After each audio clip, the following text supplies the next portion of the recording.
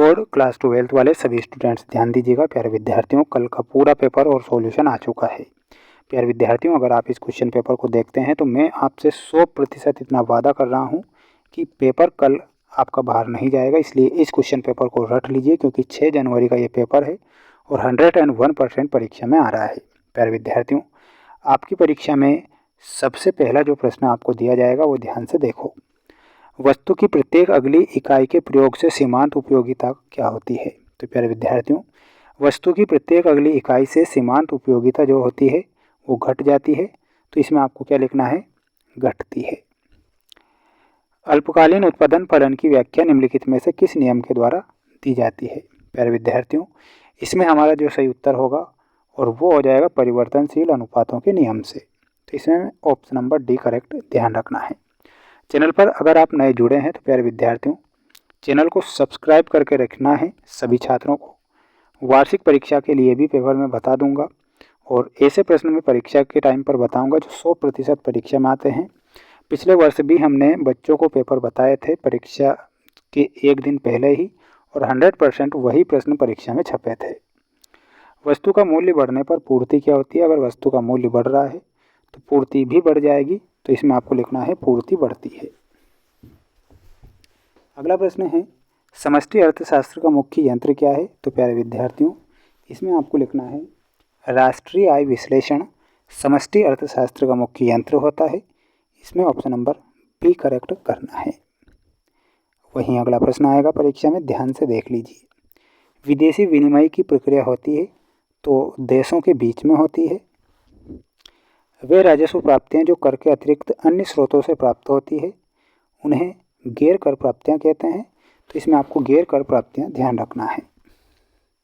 सभी बच्चे जल्दी से वीडियो को लाइक कर चैनल को सब्सक्राइब कर लो, क्योंकि पेपर अगर आप देखना चाहते हैं। सीमांत उपभोग प्रवृत्ति, इसमें हमारा जो करेक्ट उत्तर होगा वो क्या होगा? Option number first. ये आपको ध्यान रखना है। अगला देखिएगा, अगला प्रश्न आएगा परीक्षा में जिसमें आपको रिक्त स्थान दिए जाएंगे। प्रश्न में आपसे पूछा जाएगा, व्यष्टि एवं समष्टि अर्थशास्त्र एक दूसरे के होते हैं तो वे एक दूसरे के पूरक हैं। तो पहले में आपको पूरक लिखना है। किसी वस्तु की कीमत उस बिंदु पर निर्धारित होती है जहाँ वस्तु की मांग तथा वस्तु की पूर्ति दोनों हो तो दोनों ही बराबर हो। कृषि को अर्थव्यवस्था के क्षेत्र में शामिल किया गया है। तो प्यारे विद्यार्थियों, कृषि को प्राथमिक क्षेत्र में शामिल किया गया है। तो थर्ड में आपको लिखना है प्राथमिक। हमारे देश में पत्र मुद्रा निर्गमन का अधिकार किसके पास होता है? आरबीआई के पास।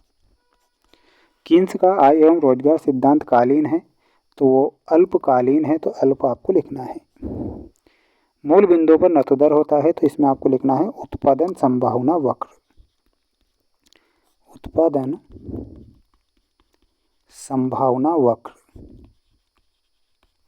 ये आपकी रिक्त स्थान हो चुके हैं। प्यारे विद्यार्थियों, अच्छे से इन्हें पढ़ लो, रट लो, क्योंकि पूरा का पूरा पेपर है और 100% ये पेपर परीक्षा में आ रहा है। उपयोगिता व्यक्तिगत होती है, बिल्कुल आपको सत्य लिखना है। सीमांत उपयोगिता ऋणात्मक भी हो सकती है। स्टॉक समय के एक निश्चित बिंदु पर मापी गई मात्रा है, तो ये बिल्कुल आपको सत्य लिखना है। बचत एवं विनियोग सदैव समान रहते हैं, यह सत्य है।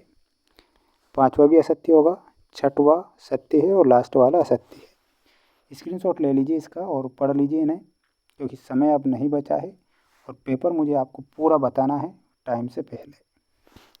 कुल उत्पादन में हमारा ऑप्शन नंबर डी सही उत्तर हो जाएगा। वस्तुएं एवं सेवाओं की कुल मात्रा। साधन के प्रतिफल का नियम में ऑप्शन नंबर एफ सही होगा। सीमांत उत्पादन में ऑप्शन नंबर बी अतिरिक्त वस्तुएं।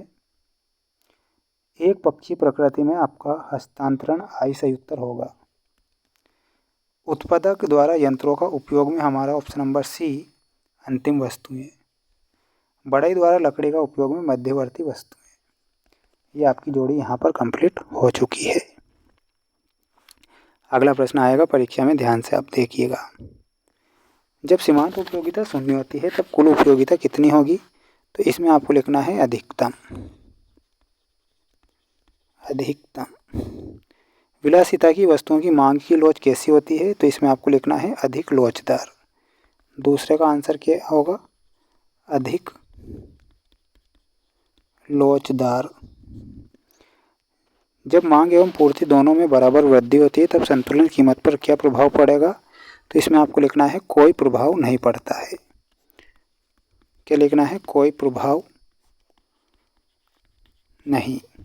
विनियोग और राष्ट्रीय आय के बीच संबंध की विवेचना किस अवधारणा में की गई है? तो इसमें आपको लिखना है गुणक अवधारणा में। पूर्ण प्रतियोगिता में विक्रय लागतें कितने होती है? तो इसमें आपको लिखना है 0। किन्स के आय एवं रोजगार सिद्धांत की आधारशिला क्या है? तो इसमें आपको लिखना है प्रभावी मांग। ठीक है, ये आपके करेक्ट आंसर हो चुके हैं। इन सभी प्रश्नों के आंसर आपको ऐप पर मिलेंगे। ऐप का नाम है मेंस एजुकेशन ऐप। लिंक मैंने डिस्क्रिप्शन में दे रखी है, तो वहाँ पर आपको जाकर पढ़ना है और अपनी तैयारी को मजबूत कर लेना है।